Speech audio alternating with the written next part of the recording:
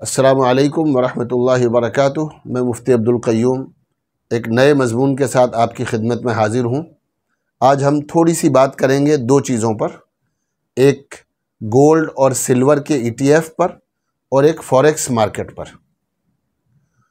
Gold और silver के देखो, हम जानते हैं कि जैसे स्टॉक मार्केट में इन्वेस्टमेंट करना एक जो है बढ़ता जा रहा है, कॉमन है, उससे पहले कहीं ज़्यादा लोग जो इन्वेस्ट करते थे, छोटा छोटा इन्वेस्टमेंट वो सोने और चांदी में किया करते थे। फिज़िकली बाज़ार से सोना लाना और चांदी लाना और उसको अपने घर में रखना और अपनी ज़रूरत के वक्त में उसको बेच करके काम में लाना, तो एक तो सेविंग है उसमें और दूसरे इन्वेस्टमेंट है, इसलिए कि ये दोनों के दोनों रियल करेंसी है, रियल मनी है। और ये दोनों रियल मनी जो है वो ज़माना गुज़रने के साथ जो है थोड़ी थोड़ी बढ़ती रहती हैं और कीमत में इसके एप्रीशिएशन मिलता रहता है। कुछ वक्त से जो है वर्चुअल गोल्ड के लिए जो है म्यूचुअल फंड या ETFs जो है वो बन गए हैं। हमें ये कहा गया लोगों की तरफ से कि घर में सोना रखोगे तो चोरी हो जाएगी, तो ऐसा करो, हम एक गोल्ड का जो है वो म्यूचुअल फंड बना देते हैं या एक्सचेंज ट्रेडेड फंड हम तैयार कर देते हैं और उसमें आप जैसे यूनिट ख़रीदे जाते हैं उस तरह से 1 यूनिट 2 यूनिट जो है वो ख़रीदो और अपना सोना जमा करते रहो। तो कमेंट्स में हमसे जो बातें पूछी गई उनमें एक ये भी है कि भाई हम गोल्ड ETF जो होते हैं या गोल्ड के जो म्यूचुअल फंड है उसमें इन्वेस्टमेंट कर सकते हैं या नहीं कर सकते। हमने इसके बारे में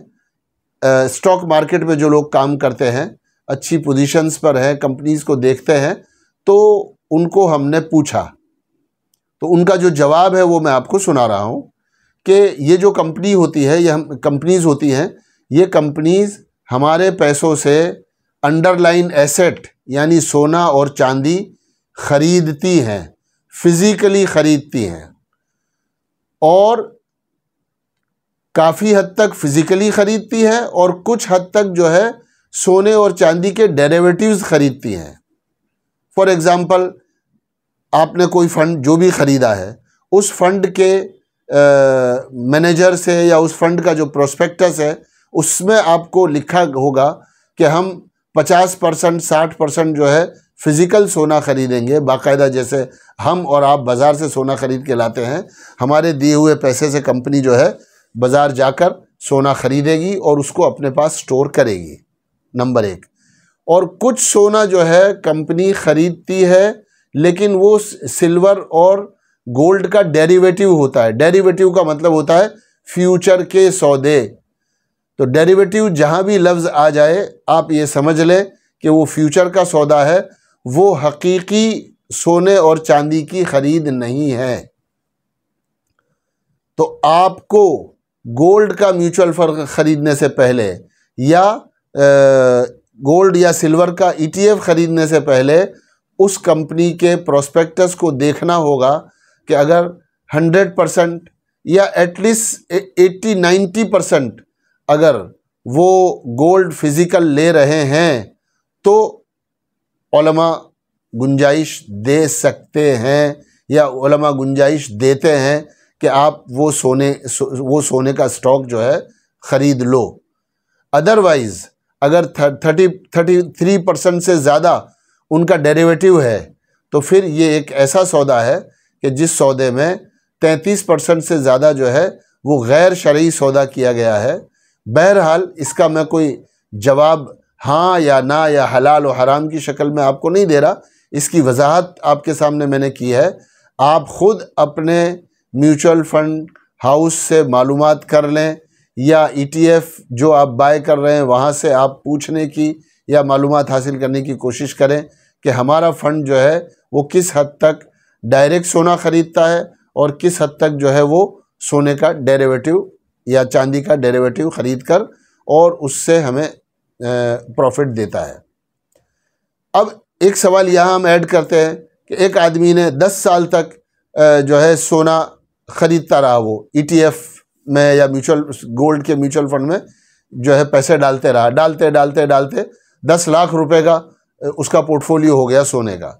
अब जिस दिन वो 10 लाख रुपए का सोना बेचना चाहेगा, अगर वो कंपनी से ये कहे कि 10 लाख रुपए का सोना आप मुझे दे दो, मैं ये 10 लाख रुपए का जो पैसे हैं मेरे जो लगे हुए हैं वर्चुअल गोल्ड में, मैं उसे बेचना चाहता हूँ, मुझे आप 10 लाख रुपए का गोल्ड दे दो, तो इसका जवाब यह है कि नहीं, आपको वो 10 लाख रुपए का गोल्ड कंपनी को वापस बेचना होगा और कंपनी आपको सिर्फ उसका कैश अमाउंट देगी, वो बदले में सोने की डिलीवरी नहीं देती है। दूसरी जो चीज़ है वो फॉरेक्स मार्केट है। फॉरेक्स मार्केट, फॉरेक्स जो है वो फॉरेन एक्सचेंज से आया है। फॉरेन एक्सचेंज यानी दुनिया भर की दूसरी करेंसियाँ, आप एक कंप्यूटर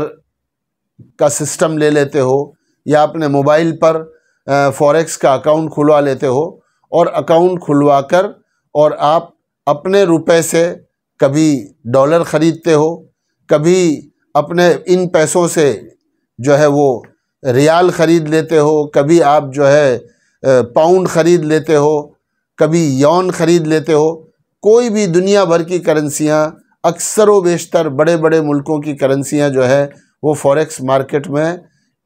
जो है वो ट्रेड होती हैं। तो क्या फॉरेक्स में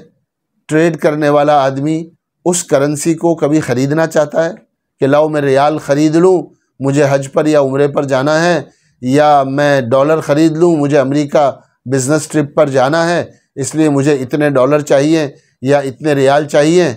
नहीं, वहाँ डॉलर ख़रीदना मकसद ही नहीं होता है, न ही रियाल ख़रीदना मकसद होता है, न ही पाउंड ख़रीदना मकसद होता है, न ही लीरा ख़रीदना मकसद होता है, ना दिरहम दिनार ख़रीदना मकसद होता है। सिर्फ़ और सिर्फ चार्ट पर जाते हैं, चार्ट के टेक्निकल्स देखते हैं, और जब लगता है कि यहाँ से ये करेंसी जो है 1% 2% बढ़ जाएगी, मैं ख़रीदता हूँ। उसमें फिर वही शक्ल आती है कि मेरा अपना पैसा भी लगता है, ब्रोकर भी मुझे लेवरेज देता है और उधार ख़रीदने की इजाज़त देता है, फिर मैं उसको ख़रीदता हूँ। अब अगर वो मेरे भाव में बढ़ गई तो जो है 1-8% मुझे उसका प्रॉफिट मिल जाता है, और फिर उस सौदे को मैं स्क्वायर अप कर देता हूँ। कभी भी उस सोने और चांदी की मुझे डिलीवरी नहीं मिलती है। तो फॉरेक्स मार्केट को भी डेरिवेटिव मार्केट कहते हैं। फॉरेक्स मार्केट भी जो है फ्यूचर का बाज़ार है। इसलिए जो लोग करेंसी में ट्रेड करते हैं, यानी फॉरेन करेंसी में, फॉरेन एक्सचेंज में या फॉरेक्स में ट्रेड करते हैं, ये सब के सब फ्यूचर के सौदे हैं, या जो है एक जैसे डब्बा ट्रेडिंग होती है ना, कि डब्बा ट्रेडिंग की तरह से है ये, कि आपने कह दिया कि मैंने इतने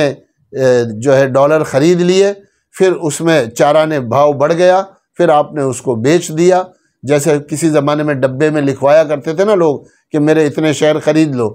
ब्रोकर ख़रीदता नहीं था, ब्रोकर सिर्फ लिख लेता था, फिर शाम पड़े अगर उस स्टॉक का भाव बढ़ गया है तो वो डिफरेंस दे देता था, और घट गया है तो हालांकि उसने नहीं ख़रीदा है, कोई नफ़ा नुकसान हुआ नहीं है, लेकिन वो अपने कस्टमर से, अपने क्लाइंट से डिफरेंस ले लेता है और क्लाइंट नुकसान करता है, ब्रोकर को फ़ायदा होता है। इसी तरह की ये ट्रेडिंग है। इसलिए हम इनसे बचें और रियल जगह पर, जहाँ पर हमें हिस्सा मिलता है, जहाँ पर हम कंपनी में पार्टनर बनते हैं और जहाँ पर हम स्टॉक ख़रीद कर उस स्टॉक को अपने घर में डिलीवरी लेकर आते हैं, ऐसी तरह से जो है आप स्टॉक ख़रीदें, या जो भी ट्रेडिंग करनी है वो ट्रेडिंग उस तरह से करें, चाहे कुछ दिन के लिए हो, कुछ हफ्तों के लिए हो, कुछ महीनों के लिए हो, या कोई अच्छा ट्रेड जो है एक लंबे वक्त के लिए हो, जब तक आपका स्टॉक जो है वो ट्रेंडिंग में रहता है, ऊपर की तरफ जाता रहता है, आप अपने स्टॉक पर बने रहते हैं, और उस तरह से उन स्टॉक्स से और उन कंपनियों के हिस्सों में और उनके ग्रोथ में पार्टनर बन करके जो कुछ फ़ायदा आप उठाते हैं वो दुरुस्त है। कंपनियां हलाल हो, उनका बिज़नेस सही हो, उनका डेट टू इक्विटी रेशो जो है उसमें जो कर्जा है, डेट टू इक्विटी के सामने जो कर्ज है वो एक अपने लेवल से कम हो, उनकी इंटरेस्ट की जो इनकम है वो उस लेवल से कम हो। जो शराइत है वो शराइत हम पूरे करें, और जहां हलाल है, जायज़ है, वहाँ इन्वेस्ट करें, और जो चीज़ें हमारे लिए हलाल और दुरुस्त नहीं है उससे हम अपने आप को बचाएं, अपने पैसे को बचाएं, अपनी गाढ़ी मेहनत की कमाई को गुनाह के काम में लगाकर अपनी ज़िंदगी में बेबरकतियाँ न लावें। उम्मीद है मेरी बात आपको समझ में आई होगी। आप इसको शेयर करें, सब्सक्राइब करें, और ज़रूर कोई बात सीखनी है, पूछनी है या मेरे लायक जो है तो आप कमेंट करें, मैं इंशाल्लाह उसका जवाब दूंगा। अस्सलामु अलैकुम व रहमतुल्लाह।